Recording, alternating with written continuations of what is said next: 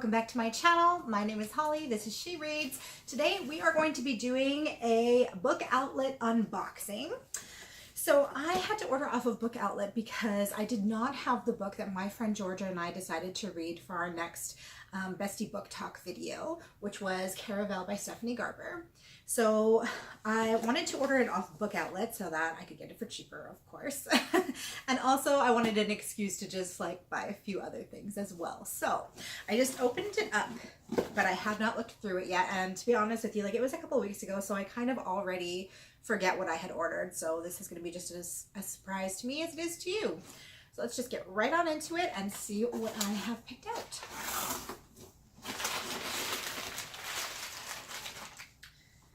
Okay, so the first book was Emma in the Night, and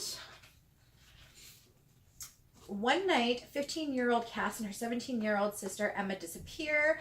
The family is found deserted at a nearby beach, but the authorities are baffled by what could have become of them. 3 years later, with just a clothes on her back and no evidence or credibility to back up her claims of what happened, Cass returns home without her sister. Her tale is one of kidnapping and isolation and the mysterious island where the two were held. But Cass's story has holes, and to forensic psychologist Dr. Abby Winter, something about it just doesn't add up. As an expert in narcissistic personality disorder, Dr. Winter looks deeply into Cass's family to uncover the truth. She looks at the mother, a woman so beautiful on the surface and so damaging beneath. She looks at the stepfather and the stepbrother, each so uniquely troubled and dangerous. And she looks at Cass herself. What she finds will shock those searching for Emma and reveal a twisted story of a deeply dysfunctional family and the lengths to which Cass has gone to bring about redemption. That sounds pretty spooky. That one sounds pretty good. Well, I mean, obviously they all are going to sound pretty good because I went through and picked them all up, but I'm like forgetting what each of them is about, so I'm going to be getting excited all over again. The next book that I picked up was The Devil You Know by Trish Doller. And this one says, Katie Wells has spent most of her life doing the right thing, going to school, working, and taking care of her family. But it's the summer after high school graduation, and she's ready for something big to happen. So when she meets two handsome cousins at a campfire party, she finally has a chance for fun. There's the mysterious, seductive Noah, then there's intelligent, good-natured Matt. When they invite her and a friend to join them on a road trip, it's just the escape Katie has been craving. But what starts out as a carefree journey quickly turns deadly when she discovers that one of the boys is not who he claims to be at all. So far, I'm starting to see a theme here of like abduction. The next book is Fiend, the shocking true story of America's youngest serial killer by Harold Shooter. And this one is a nonfiction book regarding, I believe, a serial killer from 1874. So when 14-year-old Jesse Pomeroy was arrested in 1874, a nightmarish reign of terror over an unsuspecting city came to an end. The Boston boy Fiend was imprisoned at last, but the complex questions sparked by his ghastly crime spree, the hows and whys of vicious juvenile crime were as relevant in the so-called Age of Innocence as they are today. Jesse Pomeroy was outwardly repellent in appearance with a gruesome dead eye. Inside, he was deformed beyond imagining. A sexual sadist of disturbing precocity, he satisfied his atrocious appetites by abducting and torturing his child victims. Oh, I didn't realize this is about children. Ugh. But soon, the teenager's bloodlust gave way to another obsession, murder. Wow. So this one's going to be tough to read. Like, I love reading about true crime, but it's always, like, ever since I had a baby, it's very tough to read about things being done to children. But definitely America's youngest serial killer. That's crazy. So he was 14. Like, that is scary. So the next book was the reason that I ordered in the first place, and that was For Caravel by Stephanie Garber. And this one is definitely a huge book on BookTube that I've heard a lot about, and my girlfriend has already finished reading it before I've even started it. So, and she said like she got it done within a day pretty much. Scarlett Dragna has never left the tiny island where she and her sister Tella live with their powerful and cruel father. Now Scarlett's father has arranged for a marriage for her, and Scarlett thinks her dreams of seeing Caravel, the faraway once-a-year performance where the audience participates in the show, are over. But this year, Scarlett's long-dreamt long dreamt of invitation finally arrives. With the help of a mysterious sailor, Tella whisks Scarlet away to the show. Only as soon as they arrive, Tella is kidnapped by Caravel's mastermind organizer, Legend. It turns out that this season's Caravel revolves around Tella, and whoever finds her first is the winner. Scarlet has been told that everything that happens during Caravel is only an elaborate performance.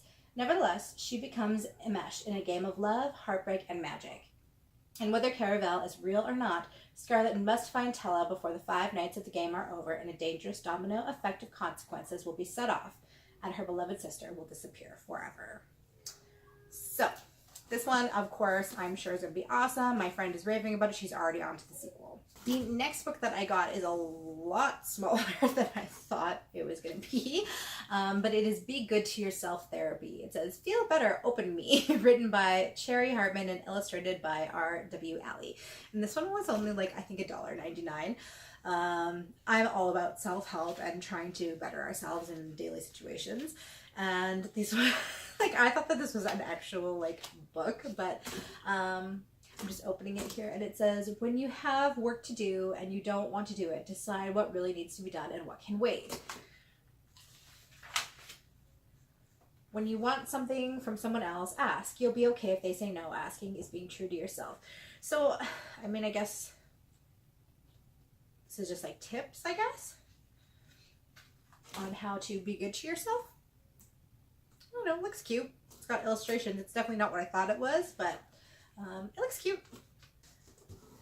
The next book that I picked up was The Binding by Nicholas Wolfe. And this one says, an ancient evil lurks at the dark heart of this creepy supernatural novel. Sounds right up my alley already. The Binding's strength lies in the atmospheric, spooky backdrop for horrendous events that bring the past into the present, gruesome enough to satisfy any horror fan.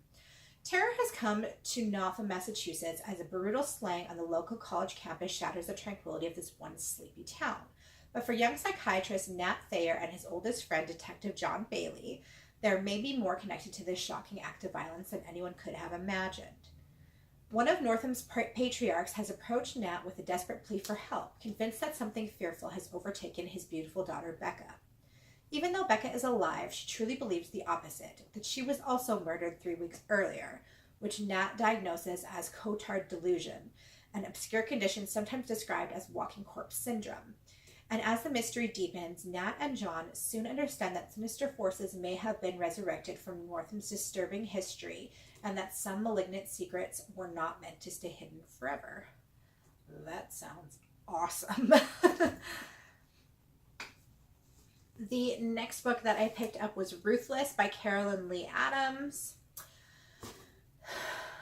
This one looks spooky just on the cover, doesn't it? She was supposed to be his 7th victim. He may end up being her first. Ruth Carver has always competed like her life depends on it. Ambitious, tough, maybe even mean. It's no wonder people call her ruthless. When she wakes up with a concussion in the bed of a moving pickup truck, Ruth realizes she has been entered into a contest she can't afford to lose. At a remote, rotting cabin in the deep Blue Ridge Mountains, Ruth's blindfold comes off and she finds herself face to face with her captor, a man who believes his mission is to punish bad girls like Ruth, a man who has done this 6 times before. The other girls were never heard from again, but Ruth won't go down easy. She escapes into the wilderness, but her hunter is close at her heels. That's when the real battle begins. That's when Ruth must decide just how far she'll go in order to survive. Back home, they called her Ruthless. They had no idea just how right they were. I must have been in some weird frame of mind while ordering these books, that these are all like about kidnapping, but I mean, I'm sure they'll be good. The next to last book that I picked up was The Catcher in the Rye by J.D. Salinger. And this one I read in high school and I really, really liked it. The main character is called Holden, and that is my son's name. But hopefully, I don't know, I think this guy's kind of screwed up. I can't really remember too much, but other than like angsty teenager vibes and maybe some mental health issues going on with this main character. But yeah, I definitely did enjoy it as a teenager, so I would like to reread it for sure. And the last book that I picked up in this order was Six of Crows. And this is the first, I believe, in a 3-part series. No, the Shadow and Bone trilogy. Yeah. No, that's a different. I'm dumb. The Shadow and Bone trilogy, I think, is a different series by this author.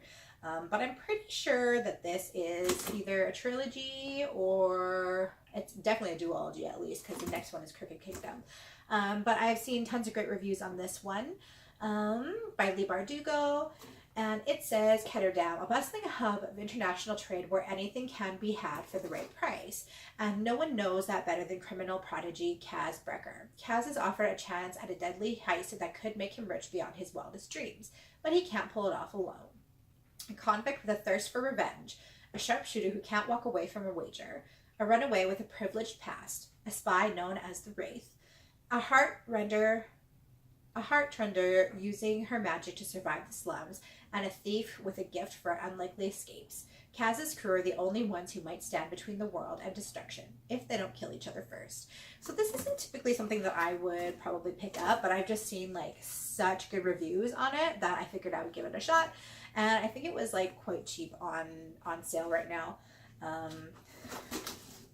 From Book Outlet, so I figured why not give it a shot, and maybe I will absolutely love it. Well, you guys, that is it for my Book Outlet order. Thanks so much for unboxing it with me, and I now have a ton more books that I need to get into, so I need to be picking up my step on reading because I have a lot of books I have gotten recently that I need to get to.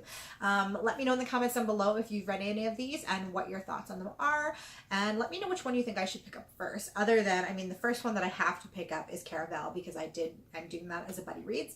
But after that, what should I read next? Let me know in the comments down below. Thanks you guys so much for watching, and I hope you're having an awesome day. I'll see you in my next video. Bye.